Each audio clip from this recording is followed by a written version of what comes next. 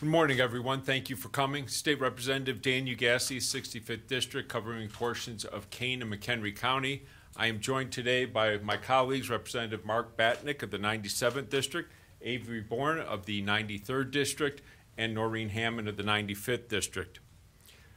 Today I'm here to talk about the ongoing state of emergency in Illinois as so declared by the governor, the overreach of executive power, and the protection of our representative democracy.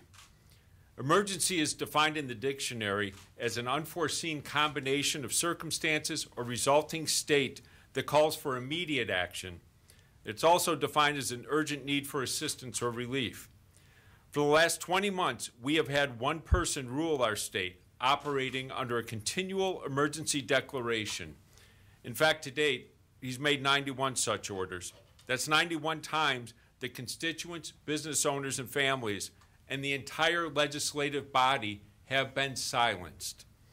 The governor has relied on what has been deemed ambiguous legislation or an ambiguous section of the Illinois Emergency Management Act to issue continuous emergency declarations and exercise authority he otherwise would not possess. I have filed legislation to address this problem. It would ensure the legislature is involved in determining how our state is run. My House Bill 843 would guarantee executive power is kept in check and that the legislature is not denied its role in governing the state. It's important that as members of the legislature, we are able to act on the concerns of the people in our district, in governing at all times, and only in the most extreme circumstances should the executive authority be allowed to, or the executive be allowed to act alone. As lawmakers, we have a job to do, and that is to be the voice for our constituents so that they believe that their views are represented. How the current health situation has been handled is not how our system of government was intended to operate, nor as our system of checks and balances has been meant to function. By the continual rule of executive order, the people have had no voice. Ladies and gentlemen, our citizens have gone to war so that the people could have a voice. Good men and women have died. Our own state government should not ignore this fact. I have made several public and private requests for this bill to be heard. In fact, this goes back to the spring of 2020 when I first started asking our legislative leaders to bring us back so we could address this situation, this health care crisis, with the governor and have input as into how the state would address it. It was ignored. It's also not the first time I filed a bill on this issue. House Bill 5790 was filed in the 101st General Assembly, and it would have put, just like this bill, an immediate end to continuing declarations of emergency power for the same emergency beyond 30 days. We need legislative input in these matters, and yet it was not allowed a hearing. Despite my best efforts, the Democrats have still not signed on to this and have not allowed me a hearing. These actions, or the lack of actions as the case may be, that of the governor and the majority party has denied a co-equal branch of government and the people their voice to be heard in this state. I ask, what is it going to take before they join me in protecting our system of government? Now I'd like to turn it over to Representative Mark Batnick. Thank you, Dan. Mark Batnick, 97th District, Plainfield area. I wanted to start by just giving everyone a little bit of an idea of where I've come from on this entire issue.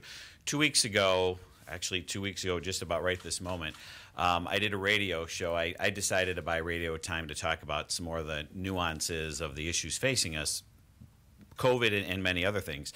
And I bought a radio show to talk about the importance of vaccinating people who are pregnant, which I can tell you was kind of shocking for the base to hear.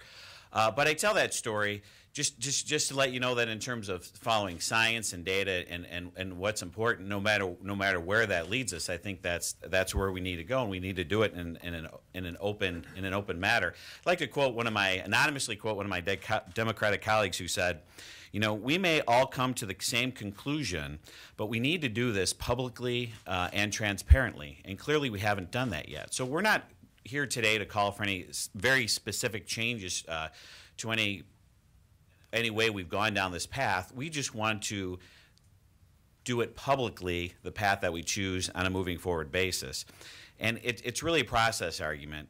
We can't accept a process simply because we like an outcome. That outcome might change. You look at other states. I don't think the governor should have the authority to do nearly 2 years of 30-day emergency orders and do all these rules and mandates any more than I think Governor DeSantis in Florida should be doing, mandates saying that you can't add the layer of protection of masks at the local level, right? That's not the way it's meant to be done. We're meant to have a legislative input for a reason.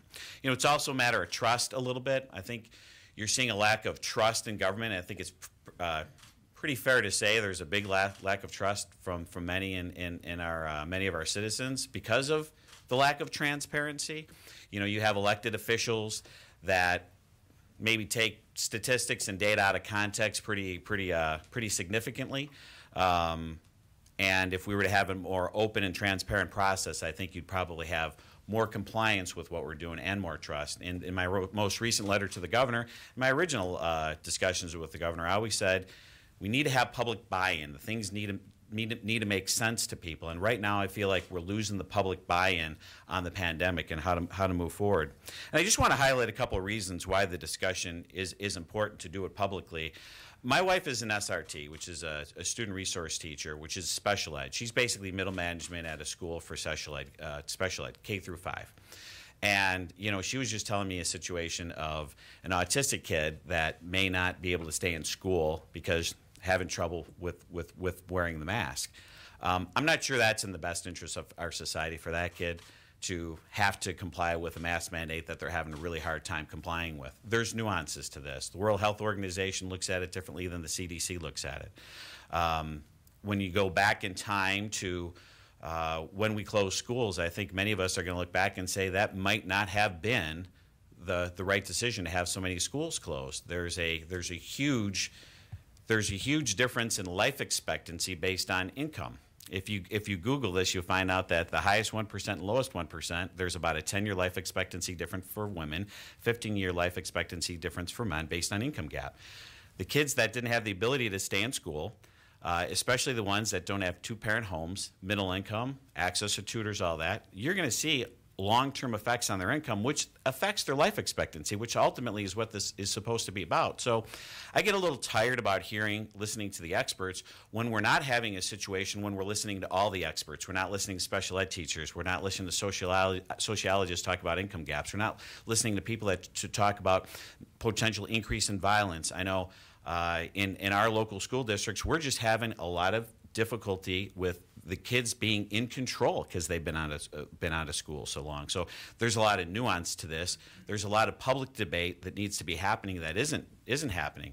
And probably one of the biggest issues that I get asked in my district office is about a mandate for kids to go to school, vaccine mandate for kids to go to school.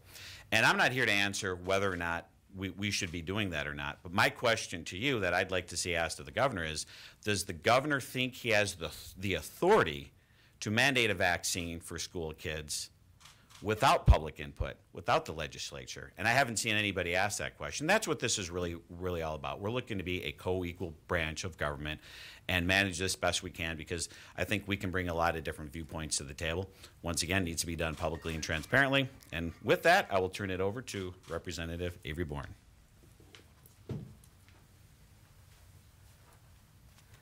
Thank you, Mark.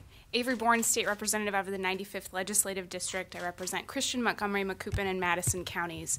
Today we're up here to talk about an issue that I think we all hear about from our constituents, but also I hope that the Democrats in the legislature are hearing from their constituents as well, which is reining in the executive authority of Governor Pritzker Oh, and by the way, also every future governor. This is an issue of good government. So we're here today to obviously push for Representative Ugasty's House Bill 843, but also to talk about the failures of the House and Senate Democrats in holding the governor accountable over the last 20 months. Every time that we bring this up and we say we need to pass a bill like this, which will rein in the current and future governors, they bring up what they call the Restore Illinois Collaborative Commission, which they made with bipartisan lawmakers that was supposed to work in tandem with the governor throughout his pandemic response. We have yet to see any kind of teeth to that commission. They haven't introduced legislation. They haven't held any hearings in person. They haven't come up with any real restraints on the governor's authority, and we haven't seen any real reports from them, which is one of the reasons we oppose the continuation of that commission. We don't need a Restore Illinois Collaborative Commission. We need to restore a co-equal branch of government's authority, which is the legislature. We are having in-person hearings today. I just came from one and came from another one. We can do this as a legislature to hold the governor's staff accountable, the agencies. We've had issues, everything from, of course, IDES and unemployment to ISP and FOID, right? We have seen many, many agencies that need to be held accountable, along with the governor's continually issuing these executive orders. This bill is a small step to rein in the executive authority of Governor Pritzker. This is a super common sense thing. We could go even further and ask for even more audits and hearings. This is a first step that makes a lot of sense. I'm hopeful we can find a bipartisan group to support it, because they are certainly hearing it from their constituents just as we all are hearing it from our constituents. Their vote for us was to be lawmakers. They did not vote for Governor Pritzker to run this state by executive order. Thank you for bringing this bill forward. It's a really important first step, and I'm hopeful that as we are here in the legislature for the next 2 weeks, we're able to talk about reining in the governor's executive authority. With that, I will pass it over to my colleague, Noreen Hammond. Thank you, Avery. I'm Noreen Hammond. I represent the 93rd District. All are part of 8 counties in west central Illinois. And as elected members, as we stand here before you as elected members of the Illinois General Assembly, together with all of our colleagues, we are responsible for representing our constituents and voting on policy matters that are important to them. And that includes the state's COVID-19 response. Governor Pritzker has issued an extended disaster declaration since the beginning of this pandemic with little to no input from legislators.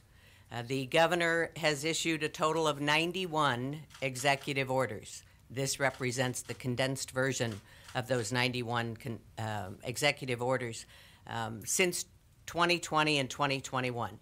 Everything from the initial stay-at-home to regional mitigations and masks and vaccine mandates. The Democratic majority in the General Assembly has abdicated the responsibility to serve as a co-equal branch of our government and has ceded that authority to Governor Pritzker again and again. I'm here today to assert that the General Assembly's authority and responsibility to debate and enact critically important legislation during these times is now. And it has passed, and we continue it today, but now is the time to act and right the wrongs that have been done to this point. We have to have an open and honest discussion, as my colleagues have said, about what we've done with this COVID response and any further mitigations or restrictions. That would begin by calling Representative Ugasty's House Bill 843 for a vote by all 118 members in the House. Thank you for your time. We'll take questions. Well, in World War II, which lasted more than 2 years, you know, there was shared sacrifice. We saved our grease. We couldn't buy a new car because the factories were given over to that effort, etc. What's the difference between that emergency and the one that you guys are talking about? The legislature was still meeting during that time, right? You guys aren't going to be here tomorrow, apparently. The Senate's also canceling. What signal does that send with your outstanding issues here? The signal that sends to me, and I think to many of us, is that the governor wants to continue doing what he's doing, and many of our members are not willing to stand up and say, wait a minute, we need to stay here, we have things we need to do. Why does the legislature know more about this than the governor? No. Make no mistake, I don't think any of us are saying that we know more than the governor. That's not the point here. The point here is that we are elected officials, and we should serve as a co-equal branch of government to address this situation. But just to add on to that, as the representatives, we are closest to the people. Almost 13 million people cannot reach the governor's office to have their voice heard. They contact our offices and the senator's offices to make certain their views are known and that their voices are heard in this state. And that's what we're looking to do, just represent their voices. This is a democracy. It's supposed to be of the people, by the people, and for the people, not by one person. And when it comes to Democrat leadership, I know you said you've reached out to have the bill heard. I've asked Democratic leadership similar questions, and they say they support the governor. But there are a few Democrats that are uneasy about the governor's continued unilateral orders. Have you heard from any of those in the rank and file, or have you reached out to any of the rank and file, and if so, who? So I have reached out, and I will just tell you, to the person, the response I get is, I will look at it and get back to you. And despite the fact that I've brought it up at least 3 times and now on the floor and have now had a press conference, and I'll let you know if the answer ever changes. But as of right now, that's the only response I get. Co-equal branch, I'm sorry. Let me just finish this question. I think the reason they're going as it is because it's dangerous politically to take votes and take stands.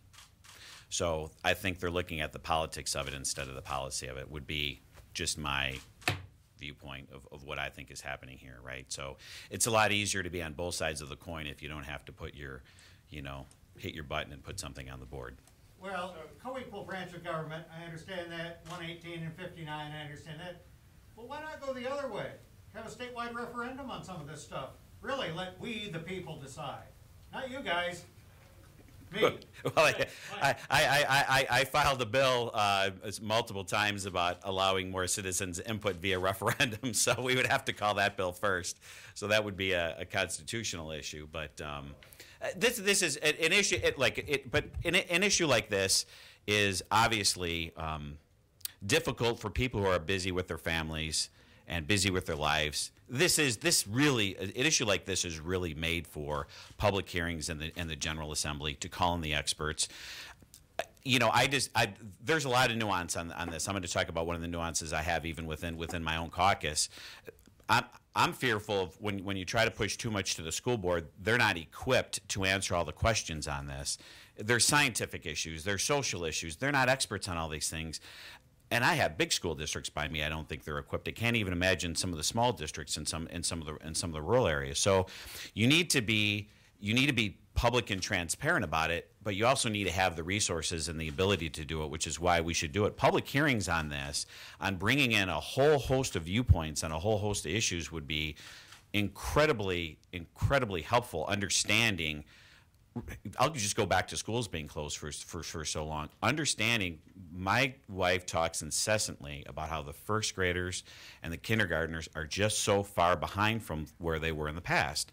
And what's the ripple effect of that long term? That has negative consequences that haven't been talked about. I really haven't heard, maybe he has, I haven't heard the governor talk about it, right? But those are the sorts of things that we can do through public hearings at the state level where we can bring our stories, like Representative Ugasti had said, from around the state and have a public hearing on it and really kind of vet this stuff out. So let the Springfield School Board the other some night. school districts aren't able to handle this. Others feel that they are, and they're actually taking the governor or ISB to court. Yeah, Parents are taking them to court as well. The governor says that's irresponsible. Yeah, Avery's got something for you there.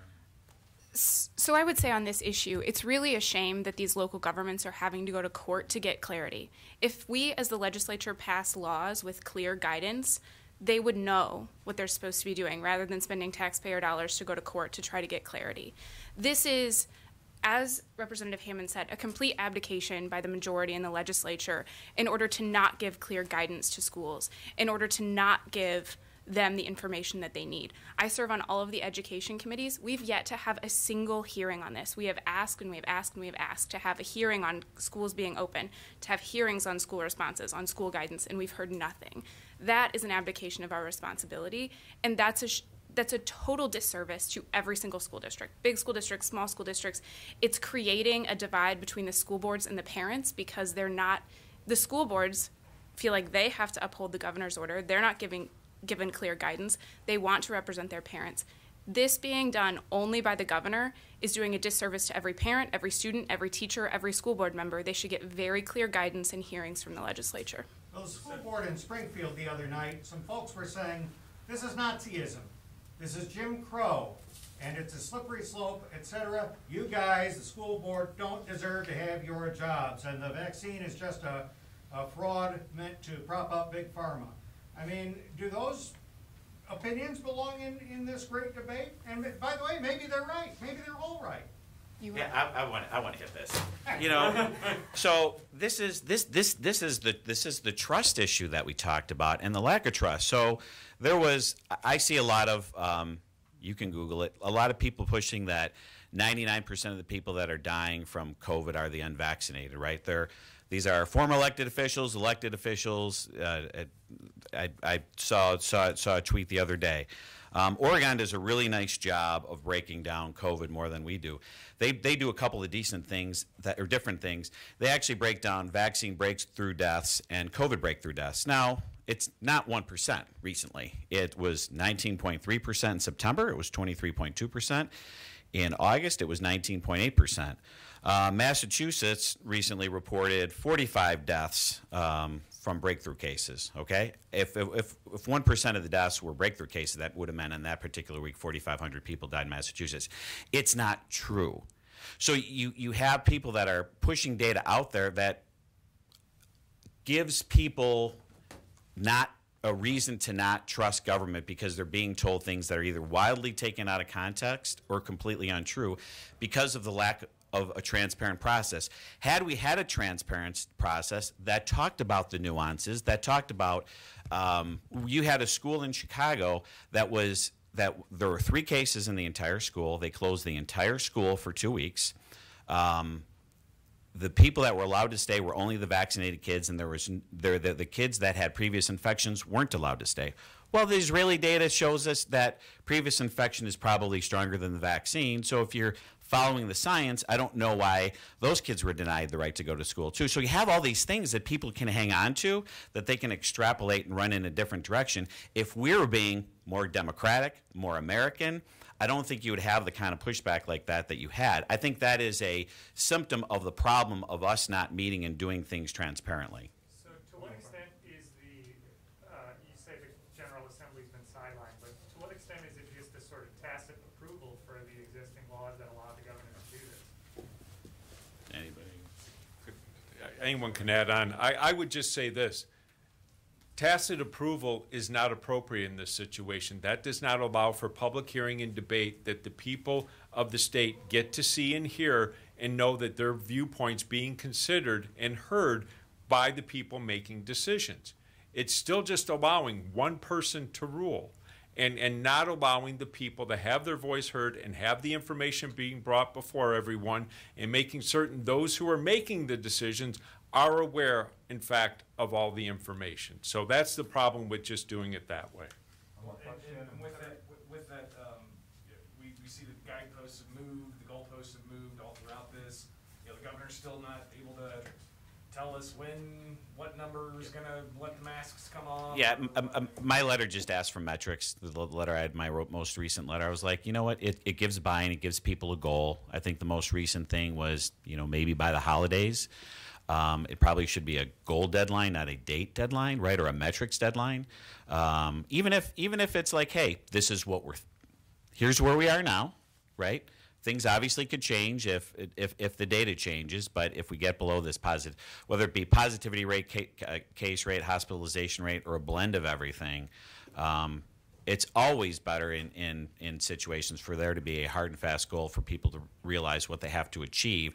Otherwise, they feel like it's just a never-ending train of rules. Every time that we asked the governor about this last year and this year, he said said lawmakers could come back, they could come to session. I'm not holding them back. Clearly, they're both leaders didn't want to bring you back, and it doesn't seem that that's going to happen because we're back here right now, and guess what? You guys are going home tomorrow. So every time you come in, it's like, who cares? Just go home. What's the point if nothing is done? And again, I think it goes to what Representative Batnick said just a bit ago, that many of our colleagues, unfortunately, are not willing to take a stand politically. So I think that that's what's holding it back.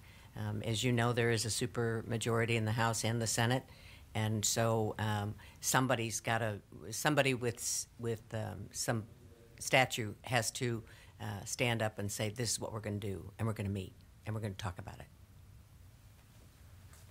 Also, that's such a non-answer from the governor. He has the authority to call us back to special session. He could do it in a heartbeat. He could bring us all back and say, I want you to pass laws that allow for this COVID response. He could do that for anything. He could say, come down and pass a law to fix the IDES backlog. Come back, fix ISP's backlog. He could do that. But additionally, that's why this bill is so important. Because for 20 months, they keep saying, oh, the legislature could do it, or, oh, we think the governor's doing a fine job. This requires it. This requires, after 30 days of an emergency, the legislature has to do an up or down vote, some kind of plan moving forward that allows for public buy-in, that gives people a sense of where we're going. Because 30 days of an emergency, fine. But after 30 days, and then every 30 days thereafter, there needs to be accountability so that there isn't this response from the governor of like, well, they could do it, and then the legislature saying, well, the governor could do it. There's a firm date in law that says this is what will happen. You may remember that outspoken lawmaker had lawsuits. You're saying there's not political will to do these things, but Finish this first, real quick. You may remember that an outspoken lawmaker had several lawsuits against the governor over the same exact thing. Are you all aligning yourself with what the original argument was with Darren Bailey? Or is this just seeing that it's been extended so many times, this needs to stop? I think this is an outcry from our constituents that there needs to be a constraint on the executive authority of the governor. It's apparently not clear enough in statute, so this makes it crystal clear. I'm more really going to wrap it up. If you wanted to respond to that. Just quickly, the reason I filed the bill is I was hearing from my constituents, and not only were they saying, here's what we think and what we want you to do for us, but why aren't you doing anything? And if I can't be heard, if I can't have input into the situation, I looked around and I saw what the other states around us are doing, and similarly situated states. I didn't look at every state, but I did a survey of their laws and saw that almost all of them in this area, you have to go back to the legislature to continue an emergency order. It's not just automatic. The executive gets to declare an emergency still exists. Therefore, I'm going to continue to act alone. Yeah, let me add one a real brief to that. I think there's a difference between, and I honestly don't have every lawsuit memorized, but I think there's a difference between what I believe those were about, which was flipping some of the rules, versus we may all, I'm going to quote a dumb legislator again, and honestly, we may all come to the same conclusions. We just want to do it publicly and transparently. So along the way, we may have come to very similar conclusions to what the governor has done at times, but we just want to do it openly, publicly, and transparently with more input. So you've said a couple of times there might not be political will to take on these tough issues, but I mean, we've seen some pretty large, complex, tough issues in the past year and a half. The criminal justice police regulation bill, the energy bill, I mean, these are massive, massive undertakings. Is it really just a lack of political will, or what do you think is really behind this? Behind the lack of action from the legislature? I think the agenda of the folks on the other side of the aisle from us has been marching this state further and further to the left and becoming more and more progressive, and doing something to hold their governor, the head of their party, accountable is not something that they're interested in. I think that you've seen their priority is making our laws more progressive, more liberal, rather than actually standing up and saying this is the role of the legislature and we're going to stand up to the governor. Okay. Thanks, everybody. Thank you. Thank you. Thank you.